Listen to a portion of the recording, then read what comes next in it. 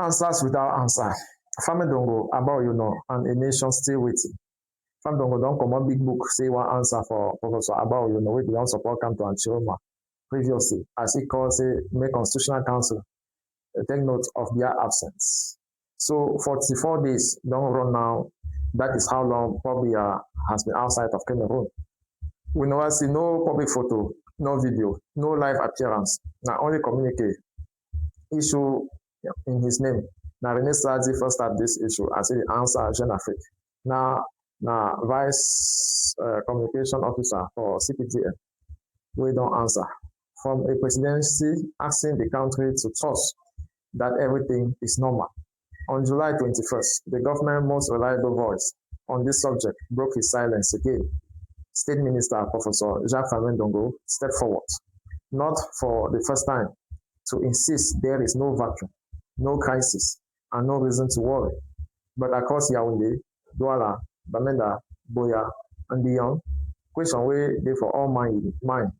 If anything, there got louder is the question where is Biya. The question itself, the deny for disappear for people in their mind. This is a story of an unanswer. This is a story of an answer that satisfies the law and almost no one else. Answer without answer. The trigger. To understand Fame Ndongo communiqué, you have to understand what provoked it. It wasn't just public grumbling. It was a direct institutional challenge, as Professor Oyono had gone further than ordinary critics on the streets. He called on Cameroon's Constitutional Council itself to act, arguing the body was failing in its constitutional duty by staying silent on the president's prolonged absence. That is a serious accusation. It doesn't just question where the president is. It questions whether the institution meant to safeguard the state are doing their job at all. Newspaper La Nouvelle Expression, Mutation, equally shared this story. Oyono wasn't alone. Opposition figures like Fumbana Mayor Tomayo Damjoya, MP Jean-Michel Nietzsche, had already been pushing for institutional clarity on this question. Newspapers were reporting rising public anxiety, even as the Post noted a boom in business for traditional spiritual healers as rumor fill the space where information should have been. This was the pressure Fame Ndongo was responding to, not idle curiosity, a mounting demand for the state to say something real about Biya's absence. What Fame Ndongo actually said. So, what did the minister say? I'm hoping that it's going to silence these growing voices. His communique made a legal argument essentially. There is no clause in Cameroonian law that limits how long a president may remain outside the country. Therefore, by his logic, describing the situation as a power vacuum isn't just wrong, it is what he called a legal, political, and logical absurdity. He insisted that the president is still working, reviewing files daily, staying in contact through what he described as well-known electronic means. And he pushed back hard on any suggestion about the president's health, framing those rumors as a deliberate campaign of fabrication that violates basic ethical standards. His message to citizens was blunt: get back to work and stop the noise. His what? Boosting and blatant lies. That isn't what normal citizens that are busy should be focusing on. On the paper, it is a complete legal rebuttal about sent the Constitutional Council to act because there is a vacuum. Fame Ndongo answer, there is no legal basis for that claim, full stop. Technically, he is not wrong, and that is exactly where the problem is. Why it didn't land on the people's mind.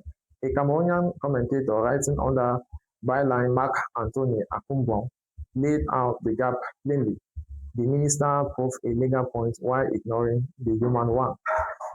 Yes, there is no keeping a president time abroad, but the absence of a rule isn't reassurance, it is a gap. Critics argue that exact gap is what allowed a leader to be unreachable for over a month without any formal check on the situation. A legal technicality isn't the same as a good governance. Working electronically isn't what people voted for. Fame Ndongo's claim that the president remained active through electronic means was meant to reassure. Instead, it exposed the real objections. Citizens didn't elect a signature on a file.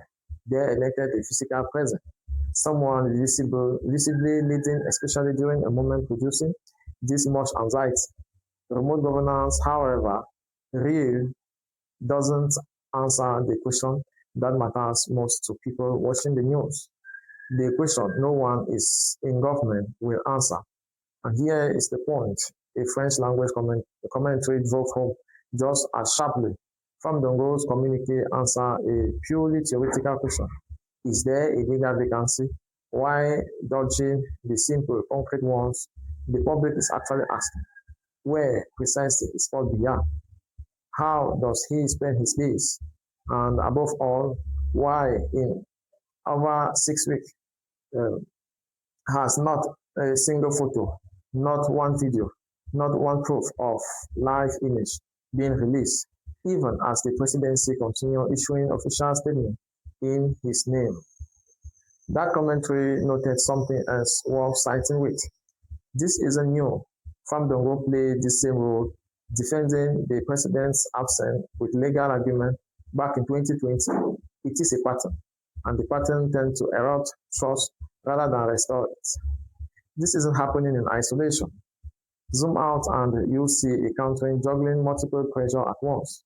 In Bamenda, the residents are dealing with fuel prices spiking, cooking gas costs climbing, dry taps, and rolling power cuts. In the far north, a road accident at the Falaise Bembe claimed 6 lives, while Boko Haram kidnapped 400 in Yamgazawa. The nation is also mourning the Wahala of Congo from claiming Zito. Meanwhile, the CPDM, the president-owned party, is preparing for a major central committee meeting in Yaoundé, even as its most senior communicator spent his energy explaining why the party's leader hasn't been seen in public for 6 weeks. None of these stories are about Paul Biya directly, but together they form the backdrop against which his absence is being felt. A country managing real daily hardship while asking a basic question about who is actually steering the ship. So, what will silence? What will silence the grumbling if legal agreement haven't? Commentators converge on something remarkably simple: proof of life.